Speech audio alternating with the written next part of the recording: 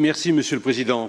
Il y a parfois des économies qui coûtent cher, très cher, parce qu'elles ne se voient pas immédiatement dans les colonnes d'un budget, mais quelques mois plus tard dans les parcours de vie que l'on a laissé se briser. Les missions locales ne sont pas une ligne comptable parmi d'autres. Elles sont souvent le premier visage de la République pour des jeunes qui cherchent un emploi, une formation, un logement, ou parfois simplement quelqu'un qui les écoute et les aide à reprendre pied. Or, que constatons-nous? Après une baisse de 10% en 2025, vous annoncez aujourd'hui une nouvelle réduction de 10% en 2026. Et cela au moment même où la fréquentation des missions locales augmente fortement. La demande progresse, les besoins explosent, mais les moyens reculent.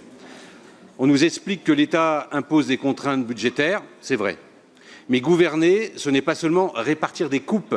Gouverner, c'est choisir où l'on les applique. Et vous avez fait un choix. Vous avez choisi de demander davantage aux structures qui accompagnent les jeunes les plus fragiles. Vous avez choisi de fragiliser celles et ceux qui empêchent chaque jour des décrochages scolaires, sociaux ou professionnels. Vous avez choisi de réduire la présence humaine là où elle est la plus utile.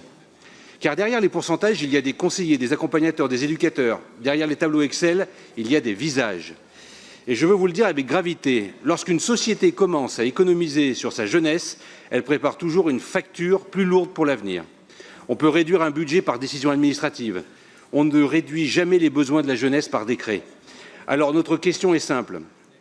Allez-vous revenir sur cette baisse et donner aux missions locales les moyens d'accompagner dignement une jeunesse qui, elle, n'a pas choisi la précarité, mais qui a besoin que la région choisisse enfin de l'accompagner? Parce qu'au fond, Monsieur le Président, investir dans la jeunesse, ce n'est pas une dépense, c'est l'assurance vie d'une région qui prétend préparer l'avenir.